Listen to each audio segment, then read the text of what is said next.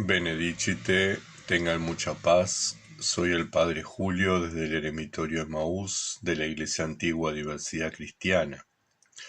Continuamos comentando el libro de El arte de la oración, recopilación realizada por el igumeno Charitón del monasterio de Balamo. Estamos en la segunda parte del libro, la que refiere a los escritos y las enseñanzas del obispo Ignacio. Vamos hoy a compartir algunos elementos vinculados a los sentimientos que produce la oración de Jesús y a las tres formas, los tres modos de practicar la oración de Jesús para aquellas personas que se inician.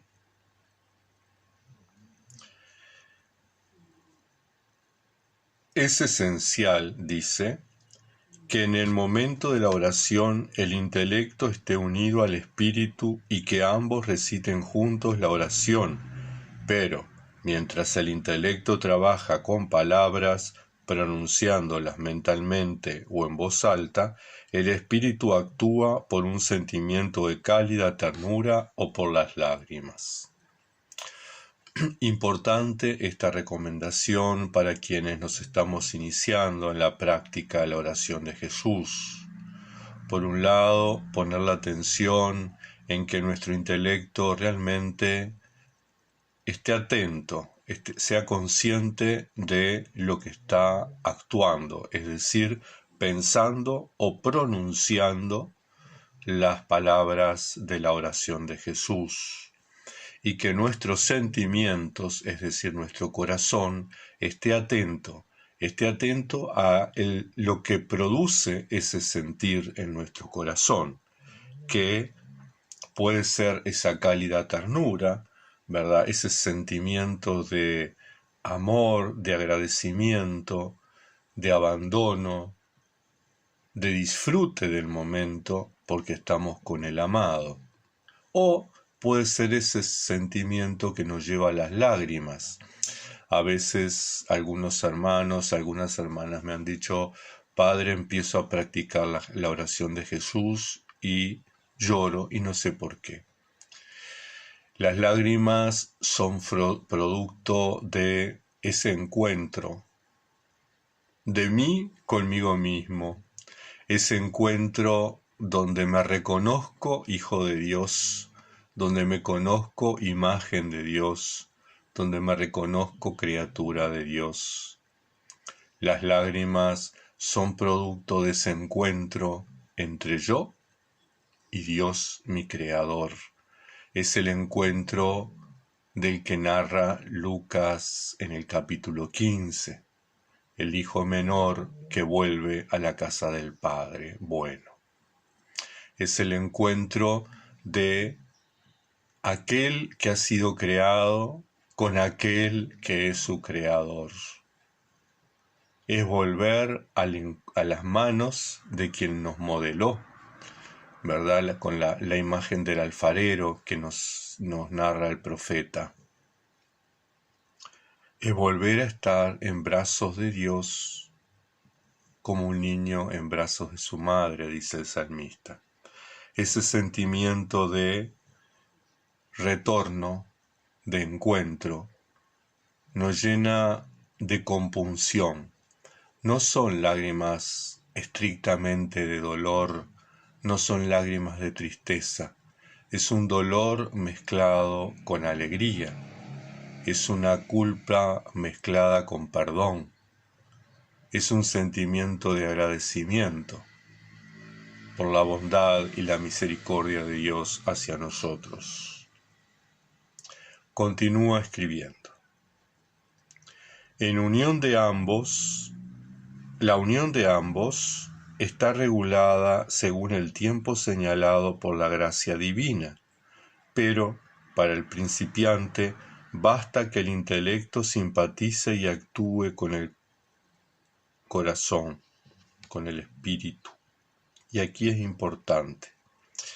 La unificación del ser humano, intelecto, cuerpo y espíritu, corazón, ¿verdad? Es como la meta. Pero aquellas personas que estamos recién dando los primeros pasos, basta que simpatice el uno con el otro, basta que haya sintonía. Seguramente va a haber distracciones, seguramente habrá distorsión, seguramente los pensamientos vendrán, seguramente los sentimientos aparecerán. Pero lo que es importante es que estén en sintonía el intelecto y el corazón. ¿Por qué? Porque ahí vamos a ir experimentando. Dios nos va a ir adelantando por pura gracia aquello que se va a estar dando al final, cuando Dios quiera y en el momento que Dios quiera y de la forma que Dios quiera, porque esa unión es producto de la gracia y no del esfuerzo humano. Las tres formas de oración: la oración del intelecto, la oración del corazón y la oración del alma. La oración es llamada del intelecto cuando es recitada por el intelecto con una profunda atención y la simpatía del corazón. Importante entonces, la oración cuando está centrada en aquello que pensamos, en aquello que decimos, ¿verdad? Cuando hay una simpatía, hay una coherencia, pero no hay una unificación, sino que prevalece lo que está en nuestra cabeza, es la oración del intelecto. Es llamada oración del corazón cuando es recitada por el intelecto unido al corazón, cuando el intelecto desciende en el corazón y ora en sus profundidades. De alguna manera, cuando vamos avanzando en este camino y logramos esa sintonía, logramos esa unificación entre el intelecto y el corazón, entre lo que pensamos y decimos, y logramos que eso que pensamos no sea solo racional, sino que fundamentalmente sea sentimiento, sea deseo. Que cuando yo digo Señor Jesús Cristo, esté realmente deseando su presencia, esté deseando su compañía, esté deseando sentirme en su presencia, sentirme acogido, sentirme protegido, sentirme perdonado. Y cuando digo ten piedad de mi pecador, esté sintiendo realmente esa necesidad que tengo de perdón, esa necesidad que tengo de protección, de cobijo, de acogida, porque yo soy pecador.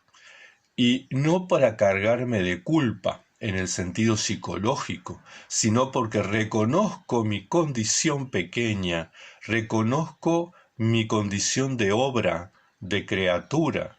No soy el obrador, soy el obrado, soy la obra.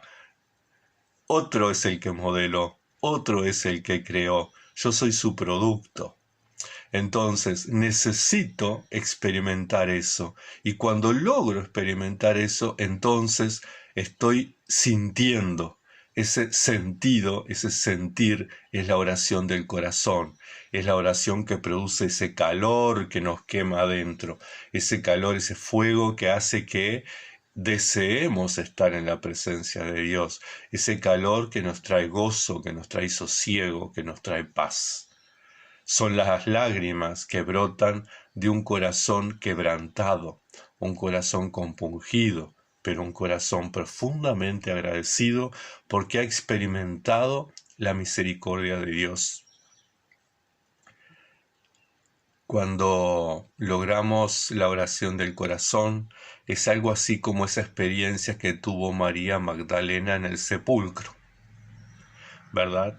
Ella estaba realmente apenada porque creía que se habían robado el cuerpo muerto del Señor Jesús, de su amado, de su profeta, de aquel a quien ella seguía, su maestro.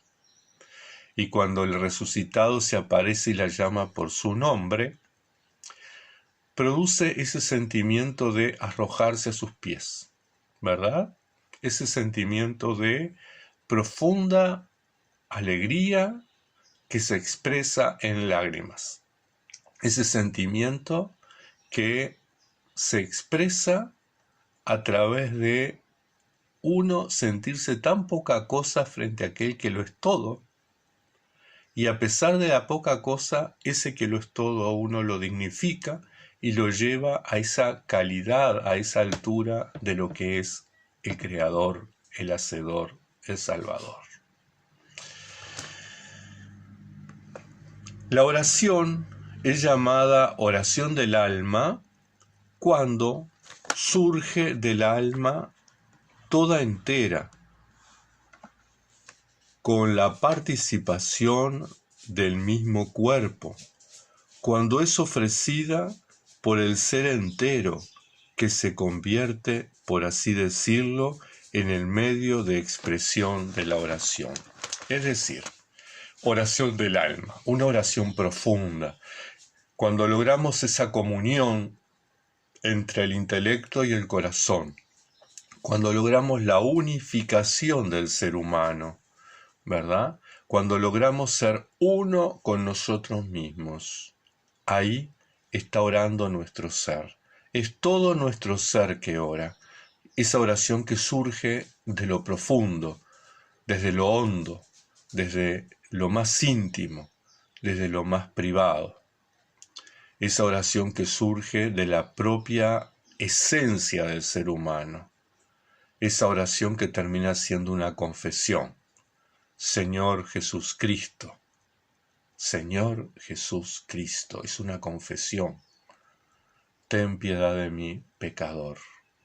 Estamos confesando nuestra incapacidad de amar, estamos confesando nuestra pequeñez, estamos confesando nuestra limitación, pero a su vez estamos poniendo en manos del Señor, sabiendo que su gracia actúa y que podemos hacer lo que hacemos porque Él toma la iniciativa, porque Él actúa. Nosotros simplemente ponemos la disponibilidad. Nosotros queremos, pero no podemos muchas veces. Cuando podemos es porque Dios actúa. Entonces, cuando logramos esa unificación nuestra, la oración que surge es la oración del alma. En sus escritos, continúa diciendo, los santos padres incluyen a menudo bajo el nombre de oración del intelecto u oración mental, a la vez la oración del corazón y la del alma. Sin embargo, a veces lo distinguen. Es así como San Gregorio, el sinaíta, dijo: llamad a Dios sin cesar con el intelecto o con el alma.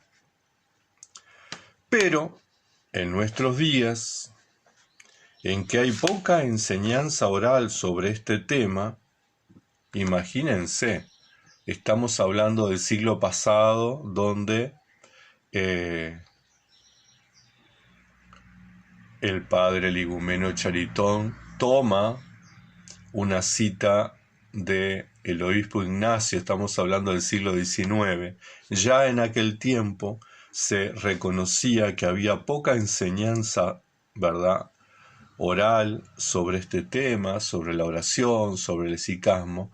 Cuanto más nosotros en el siglo XXI, que somos el siglo de la globalización, el siglo del consumismo, de las redes sociales, del individualismo, ¿verdad? Cuánto más nosotros hoy tenemos necesidad de esa enseñanza oral, cuánto más nosotros necesitamos que se nos transmita. Bien, conviene, dice, conocer las diferentes definiciones. Para algunos es oración del intelecto la que se revela como más activa, para otros la del corazón, para algunos otros la del alma. Todo esto depende del don otorgado a cada uno por naturaleza o gracia, por el dador de todo bien. Sucede también que en el mismo asceta prevalece primero una forma de oración y luego la otra. Muy a menudo, e incluso en la mayoría de los casos, esta oración está acompañada de lágrimas. Entonces, que tengamos un tipo de oración u otra, la oración del intelecto, la oración del corazón o la oración del alma, es producto de la gracia de Dios, es producto de la experiencia personal que uno tenga con Dios, y pondremos acento en una o en otra. No es que una u otra sea mejor, sino que depende de las distintas etapas de nuestra vida espiritual. Para quienes nos estamos iniciando, seguramente la oración del intelecto es la que va a prevalecer. Y tendremos algunos chispazos, así como el regalo, en el cual Dios nos adelanta la experiencia de la otra oración, ¿verdad? La del corazón, la del espíritu, la del alma. ¿Por qué? Porque eso es lo que nos va a motivar, sobre todo cuando entramos en esos periodos rutinarios de aridez, de sequedad, donde nos parece que todo es monótono, y entonces recordamos aquello que experimentamos algún día, que fue un chispazo, pero que fue realmente transformador, que no lo olvidamos, y entonces nos motiva a continuar, a esforzarnos. Sabemos que todo depende de la gracia de Dios. Dios da a cada uno según su voluntad. Y debemos estar agradecidos porque experimentamos tal o cual situación, tal o cual experiencia en la oración. Debemos tener una actitud de agradecimiento. Continúa escribiendo. No se cumple con los mandamientos antes de la unión del intelecto y el corazón, como se cumple después. Hay una forma distinta de enfrentar la vida cuando uno experimenta la oración de Jesús, cuando uno experimenta las técnicas esicastas, cuando uno logra unificar el intelecto y el corazón, cuando logramos a la unidad en nosotros. Hay un antes y un después. Hay una forma de vivir los mandamientos de Dios antes y después. Hay una forma de entender y de creer el Evangelio antes y después. Antes de esta unión, el asceta solo cumple los mandamientos con mucho esfuerzo, pues le es necesario forzar y vencer su naturaleza caída. Pero una vez que esta unión se realizó, la fuerza espiritual que une el intelecto al corazón lo impulsa por sí mismo a cumplirlos y vuelve el esfuerzo fácil y agradable. Dice el Salmo 118, corro por el camino de tus mandamientos, pues tú mi corazón dilatas. Ciertamente, la vivencia del Evangelio, practicar el discipulado de Jesús, al comienzo resulta penoso, resulta fatigoso. ¿Por qué? Y porque implica un combate espiritual, implica una lucha, una transformación, lo que significa el voto de conversatio morum, conversión de costumbres, ¿verdad?, que hacemos los monjes. Es un salir de las costumbres del mundo que vivíamos para comenzar a vivir las costumbres del mundo de Dios. Y no son las mismas las costumbres del reino a las costumbres del mundo. Implica el combate espiritual, implica esa lucha. Pero cuando logramos la unificación, cuando logramos unificarnos, entonces ese sentimiento de lucha comienza a transformarse en placer, en satisfacción. Los mandamientos comienzan a ser aquello que deseamos, aquello que tener la satisfacción de hacer lo que es debido y no hacerlo con peso, hacerlo con disfrute, ¿verdad? Lo esencial de la oración, o lo esencial en la oración, dice: Lo que es esencial durante la oración es unir el intelecto al corazón. Esto no puede lograrse más que por la gracia de Dios y en el tiempo señalado por Él. Ningún esfuerzo que nosotros hagamos, ninguna técnica que pongamos en práctica va a lograr esa unificación. El que estemos unificados es un trabajo personal. Para algunos será la práctica de una semana, de un mes, de un año. Para otros significa toda la vida estar en ese proceso hasta que en algún momento, cuando Dios quiera, se produzca esa unificación. Las técnicas, dice, son ventajosamente reemplazadas por una recitación apacible de la oración. Cuando logramos esa unificación, entonces, las técnicas, la respiración, el entorno, el estar sentados, todo eso pasa a ser reemplazado por una recitación apacible. Recordemos que el Padre José, el esicasta, nos recomendaba recitar la oración sin dejar silencio, sin dejar tiempos cuando somos principiantes, porque eso hace que podamos distraernos. Entonces, que Señor Jesucristo, ten piedad de mí, pecador. Señor Jesucristo, ten piedad de mí, pecador. Señor Jesucristo, ten piedad de mí, pecador. Eso hace que no haya silencios, que no haya vacíos, que no haya pausa y por lo tanto que los pensamientos y los sentimientos estén más controlados. Eso nos ayuda en el ejercicio de la unificación. Pero aquí nos plantea lo contrario, nos plantea que una vez que logramos esa unificación, entonces la oración resulta apacible. Es necesario hacer una breve pausa entre cada invocación.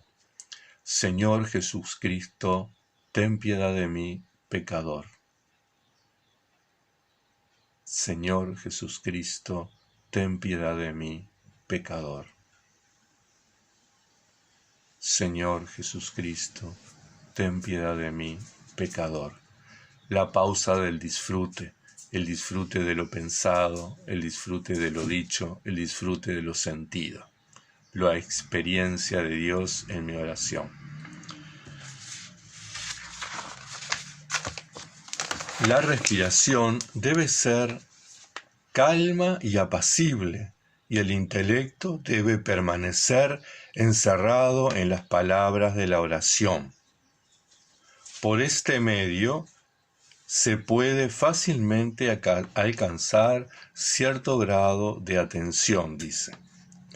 Entonces, una respiración calma y apacible, poner las pausas, nos va ayudando, ¿verdad?, a mantener la atención, a mantener la vigilancia, a mantener la guarda. Pero sepamos que esas son solo técnicas. Muchas veces vemos videos en YouTube, vamos a conferencias, donde nos enseñan a sentarnos, a relajarnos, a poner las manos sobre las rodillas, a cerrar los ojos, a respirar profundamente, a escuchar los latidos del corazón, a centrarnos. Bueno, pero todo eso son técnicas, eso no es oración. Tengamos en cuenta que el esicasmo no es un ejercicio de yoga. El yoga busca la unificación del ser humano por sí mismo. Nosotros sabemos que esa unificación se da por gracia y sabemos que es un instrumento para vivir en la comunión con Dios. Entonces, el esicasmo, la práctica de la oración de Jesús, no es el yoga cristiano. No existe el yoga cristiano. El esicasmo es la técnica por la cual yo vivo en un estado, logro vivir en un estado de apateia, de calma, de paz, de serenidad en la presencia y en la comunión con Dios. Por ese medio se puede fácilmente alcanzar cierto grado de atención, dice. Muy rápidamente el corazón comienza a sentirse en simpatía con la atención del intelecto mientras ora. Comienza entonces a existir acuerdo entre el corazón y el intelecto, y poco a poco ese acuerdo se transformará en unión del intelecto y del corazón. De ese mismo modo, la manera de orar recomendada por los padres se establecerá por sí misma. Los métodos mecánicos y corporales nos han sido propuestos únicamente como medios de lograr fácil y rápidamente la atención en la oración, jamás como algo esencial. Es importante, porque esto no lo dice el padre Julio, esto ni siquiera lo dice el igumeno Charitón, esto el igumeno Charitón lo cita del obispo Ignacio, que es un maestro esicasta. Entonces, tengamos en cuenta que las técnicas son solo técnicas, son medios, son instrumentos, no son fines en sí mismos. La unidad de la persona entre el pensar y el sentir es un producto de la gracia de Dios y no se logra a través de sentarnos, de cerrar los ojos, de poner las manos en las rodillas, de respirar hondo, de relajarnos, de escuchar el corazón. Se logra cuando llegamos a la comunión entre Dios y nosotros. Es decir, cuando llegamos a la otra ribera del Jordán, como escribe Charitón. La práctica de la oración de Jesús, dice, alcanza su cumbre cuando se llega a la oración pura, la que es coronada por la pateia, o perfección cristiana, don de Dios que Él acuerda a esos luchadores espirituales cuando le place. No es cuando uno quiere, es cuando Dios quiere, en el momento que Dios quiere, cuando sea mejor para nosotros. San Isaac el Sirio dijo, pocos reciben el don de la oración pura, apenas se encuentra en cada generación una sola persona que alcanza el misterio cumplido en la oración pura y que, por gracia y el amor de Dios, alcanza la otra ribera del Jordán. Largo y penoso es el camino. Tal vez no lleguemos todos a la otra ribera del Jordán. San Isaac el Sirio dice que una persona en una generación logra alcanzar la oración pura. Muchos quedaremos en el intento, muchos quedaremos en los comienzos, pero eso no es motivo para desanimarse. Los logros que alcancemos, aunque sean pocos, aunque sean al comienzo, y nos quedemos en esa etapa, realmente valen la pena. Los logros son reconfortantes. Hacer la experiencia vale la pena. Se los recomiendo. Confiemos en Dios, confiemos en su gracia, pongámonos en sus manos, imploremos que Él nos regale el estar cada vez más cerca de Él, que Él realmente nos regale esa oración, ese encuentro, esa comunión con Él en la intimidad del corazón, de un corazón unificado con el intelecto. Pidámosle a Dios que nos regale un ser humano unificado en su presencia, unificado, pacificado, aquietado en su presencia. Que la Santa Madre de Dios nos acompañe, nos proteja y nos bendiga hasta un próximo encuentro.